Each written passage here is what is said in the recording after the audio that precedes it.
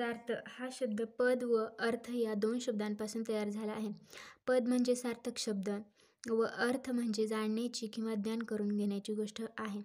होय, पदार्थ याचं फोड करून सांगितलेले हा शब्द दोन शब्दांपासून तयार झालेला आहे. एक तर पद आणि दुसरा अर्थ. पदार्थ तर त्यात त्यांनी सांगितलेलं आहे पद म्हणजे काय आणि अर्थ म्हणजे काय. तर एखादी अपरिचित वस्तू आपण पहिल्याच वेळी पाहिली असता त्या वस्तूचा आकार, रंग, वजन इत्यादी ज्ञानेंद्रियांनी समजणारे गुणधर्म आपल्या लक्षात येतात. परंतु यासोबतच त्या वस्तूला काय म्हणतात अशी जिज्ञासा उत्पन्न होते. थोडक्यात एखादी नवीन गोष्ट जर पाहिली तर आपल्याला लगेच तिला पाहिलं की आपल्या डोक्यात येते या वस्तूचा आकार काय, या वस्तूचा रंग काय, या वस्तूचं नाव काय. त्याच गोष्टींना जेव्हा आपण नाव देतो, जे आपण गोष्ट आपल्या ज्ञानेंद्रियांनी पाहिलेली आहे आणि आपण जेव्हा डोळ्यांनी ती गोष्ट पाहिलेली आहे तेव्हा आपण त्या गोष्टीला नाव देतो. ते नाव म्हणजेच पद होय. म्हणजेच पद हे त्या वस्तूचे ज्ञान होण्याचे साधन व त्या पदाने ज्याचा बोध होतो त्याला पदार्थ असे म्हणतात. म्हणजे पद म्हणजे त्या गोष्टीला आपण एक नाव दिलेलं आहे आणि त्या नावावरून आपल्याला त्या गोष्टीचा अर्थ समजतो. म्हणून पदार्थ पद म्हणजे त्या गोष्टीला दिलेलं नाव आणि या गोष्टीतून आपल्याला काहीतरी ज्ञान मिळते, काहीतरी अर्थ समजतो. म्हणजे हे पद एक ज्ञान होण्याचं साधन आहे, त्यामुळे त्याला पदार्थ असे म्हणतात. म्हणजेच ज्या पदाने ज्याचा बोध होतो त्याला पदार्थ असे म्हणतात. आता पदार्थाची व्याख्या व लक्षण दिलेले आहेत. पदार्थाची पहिली व्याख्या पदस्य अर्थः पदार्थ हे न्यायवैशेषिकांनी दिलेले आहे. याचा अर्थ असा आहे ज्याचे ज्ञान किंवा बोध पदाने होतो त्याला पदार्थ असे म्हणतात. जसं की आत्ता मी सांगितलं एखाद्या वस्तूला पाहून आपल्याला त्याचा आकार कसा आहे, त्याला आपण एखादं कुत्र्याला कुत्रा हे नाव दिलेलं आहे. ठीक आहे, म्हणजे एखाद्या गोष्टीला आपण त्याला पद दिलेलं आहे, म्हणजे त्याला एक नाव दिलेलं आहे कुत्रा. मग त्या कुत्र्याला आपण कुत्रा असा बोध केल्यानंतर त्या आपल्याला समजतं की कुत्र्याला 4 पाय आहेत हे आपल्या डोळ्यासमोर येतं. म्हणजे त्याचा आपल्याला बोध होतो. कुत्रा या पदाने आपल्याला त्याचं ज्ञान होतं, त्याचा बोध होतो आणि यालाच पदार्थ असे म्हणतात. दुसरी व्याख्या आहे प्रमिती विषयाः पदार्थः. प्रमिती म्हणजे यथार्थ ज्ञान, ॲब्सोल्यूट नॉलेज. यथार्थ ज्ञान म्हणजे बरोबर, चुकीचं ज्ञान नाही, बरोबर ज्ञानाच्या विषयाला पदार्थ असे म्हणतात. प्रमिती म्हणजेच यथार्थ ज्ञान, म्हणजेच ॲब्सोल्यूट नॉलेज, म्हणजेच जो जाणला जातो तो पदार्थ होय. आपल्याला ज्याचं ज्ञान होतं म्हणजे बरोबर ज्ञान होतं त्यालाच आपण पदार्थ असे म्हणतात. प्रमिती म्हणजे यथार्थ ज्ञान. ठीक आहे. आता तिसरी व्याख्या आहे पदप्रतिपाद्य अर्थः पदार्थ. हे एवढे इम्पॉर्टंट नाही आहे, 1-2 लक्षात ठेवायचं. आता याचा अर्थ आपण समजून घेऊ. पदाने ज्याचा अर्थ प्रतिपादित केला किंवा सांगितला जातो त्याला पदार्थ असे म्हणतात. या सगळ्यांचा अर्थ एकच आहे की पदार्थ कशाला म्हणावं. पदाने ज्याचा अर्थ प्रतिपादित केला म्हणजे पदाने आपल्याला कशाचा तरी अर्थ समजतोय आणि त्यालाच पदार्थ असे म्हणतात. आता आपण चौथी व्याख्या बघणार आहे. यह अर्थ अभिहितः सूत्रे पदे वा सह पदार्थः.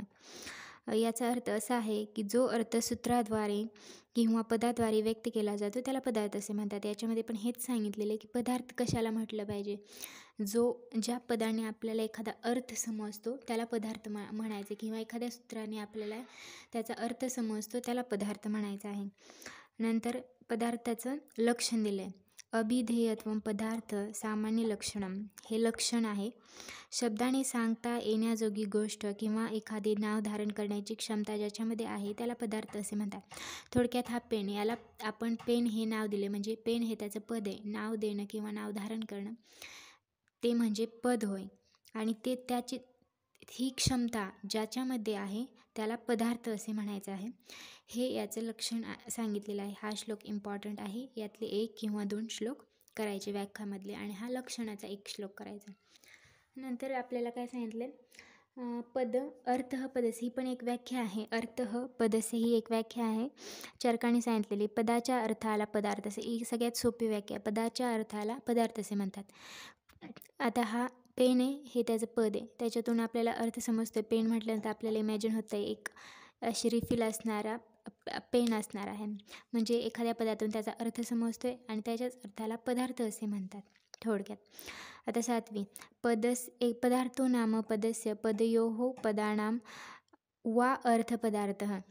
हे चक्रपाणीने सांगितलेली व्याख्या. याचा अर्थ असा आहे की पदस्य म्हणजे एक पद, पदयो म्हणजे 2 पदे व पदाना म्हणजे अनेक पदे, यांचा अर्थ म्हणजेच पदार्थ होय. पदस्य म्हणजे एक पद, पदयोः म्हणजे 2 किंवा पदाना म्हणजे 3 पदे आणि यांचा जो अर्थ आहे त्यालाच पदार्थ असे म्हणतात. नंतर पदार्थाची संख्या सांगितलेली आहे किंवा पदार्थाचे भेद. पदार्थाची संख्या कशी आहे, पदार्थ हे दोन याच्यामध्ये त्यांना डिवाईड केलेलं आहे. पहिला आहे सत्पदार्थ आणि दुसरा आहे असत्पदार्थ. सत्पदार्थ म्हणजे भावपदार्थ आणि असत्पदार्थ म्हणजे अभावपदार्थ. सत्पदार्थ म्हणजे जे अस्तित्वात आहेत, हा पेन अस्तित्वात आहे म्हणजे हा सत्पदार्थ आहे. असत्पदार्थ जे अस्तित्वातच नाहीत त्यांना असत्पदार्थ म्हणतात. आता हे कोणी सांगितलेलं आहे, हे चरकांनी सांगितलेले आहे. चरक यांनी सत्पदार्थ आणि असत्पदार्थ यामध्ये पदार्थाला डिवाईड केलेलं आहे, दोन्ही याच्यामध्ये. आता सत्पदार्थ म्हणजे काय, ज्याचे अस्तित्व किंवा सत्ता आहे त्याला सत्पदार्थ असे म्हणतात. सत्पदार्थ हे 6 आहेत आणि ते खालीलप्रमाणे. तर यांनी काय सांगितले, सत्पदार्थ म्हणजे जे अस्तित्वात आहेत त्यांना सत्पदार्थ किंवा भावपदार्थ म्हणतात. आणि हे एकूण किती आहेत, 6. तर कोणकोणते, द्रव्य, गुण, कर्म, सामान्य, विशेष आणि समवाय. ठीक आहे. तर असत म्हणजेच अभाव पदार्थ. असे पदार्थ जे अस्तित्वात नाहीत, ज्याचे अस्तित्व किंवा सत्ता उपस्थित नाही त्याला असत पदार्थ असे म्हणतात.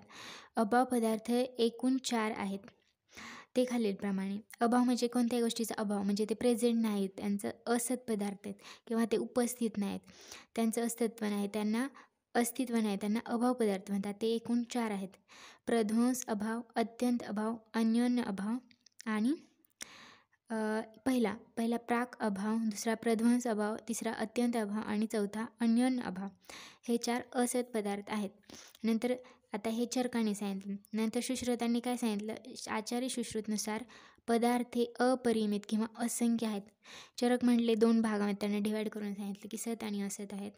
सत आहेत 6 हे, असत आहेत 4 हे. तर आचार्य सुश्रुत म्हटले की पदार्थ हे असंख्य आहेत. तर नंतर आचार्य चरकनुसार आणि नंतर काय सांगितलं, आचार्य चरक यांनी सूत्रस्थान 7 पदार्थांमध्ये वर्णन केलेलं आहे, ते खालीलप्रमाणे.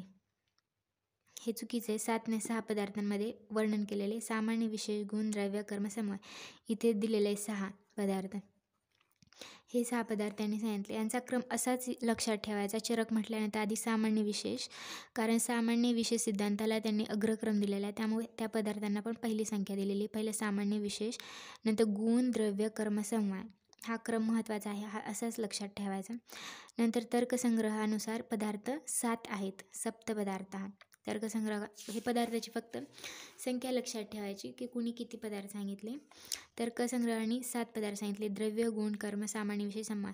ह्यांनी सामान्य विशेष हे नंतर टाकले. पहिल्यांदा द्रव्य, गुण, कर्म, सामान्य, विशेष, समवाय आणि 7वा पदार्थ अभाव, जो अस्तित्वात नसतो त्या पदार्थाला अभाव म्हणतात, तो तर्कसंग्रहाने सांगितला. नंतर वैशेषिक दर्शनानुसार पदार्थ किती आहेत, त्यांनी वैशेषिक दर्शनाने 6 पदार्थ सांगितले, ते खालीलप्रमाणे. द्रव्य, गुण, कर्म, सामान्य, विशेष, समवाय. वैशेषिकांनी पण चरकांनी जेवढे सांगितले तेवढेच वैशेषिकांनी सांगितले. नंतर सांख्यदर्शनांनी किती सांगितले, सांख्यदर्शनांनी पंचतन्मात्रा व पंचमहाभूत, तसेच हे वरचे दिलेले आहेत. सांख्यदर्शनांनी पुरुष, मूल प्रकृती, महत, अहंकार, मन, पंचज्ञानेंद्रिय, पंचकर्मेंद्रिय, पंचतन्मात्रा व पंचमहाभूती या 25 तत्वांनाच पदार्थ मानले आहेत. जे त्यांनी आपल्याला दर्शन हा पुढचा आहे चॅप्टर. जेव्हा आपण आयुर्वेद दर्शन निरूपण पाहू त्यामध्ये आपल्याला समजेल सांख्यदर्शन, वेगवेगळे दर्शन आहेत, न्यायदर्शन, जैन दर्शन, तेव्हा त्यात समजेल की त्यांनी हे काय सांगितले. सांख्यदर्शनाने पुरुष, मूल प्रकृती, महत, अहंकार हे काय आहे ते नंतर समजेल. आता फक्त एवढंच लक्षात ठेवा की त्यांनी 25 तत्वांनाच 25 पदार्थ मांडले आहेत. आता न्यायदर्शनांनी किती सांगितलेत, 16.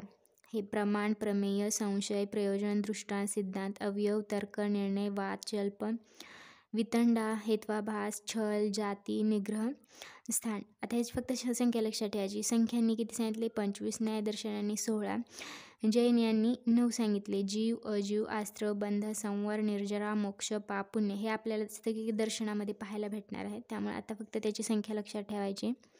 सिद्धांत मुक्तावलीनुसार पदार्थ किती आहेत, 7. यांच्यानुसार 7 पदार्थ आहेत ते खालीलप्रमाणे: द्रव्य, गुण, कर्म, सामान्य, विषय, समय आणि अभाव. हे कोणी सांगितलं होतं? तर्कसंग्रहकांनी सांगितलं होतं. ते सेम सिद्धांत मुक्तावली यांनी पण सांगितले. रामानुजाचार्य व निंबार्काचार्यनुसार यांनी 3 पदार्थ सांगितले: ईश्वर, चित्त आणि अचित्त. हे कुठेच नाही तर हे इथेच लक्षात ठेवा: ईश्वर, चित्त आणि अचित. नंतर कुमारिल भट्ट यांनी पदार्थ किती सांगितले? 5: द्रव्य, गुण, कर्म, सामान्य आणि अभाव.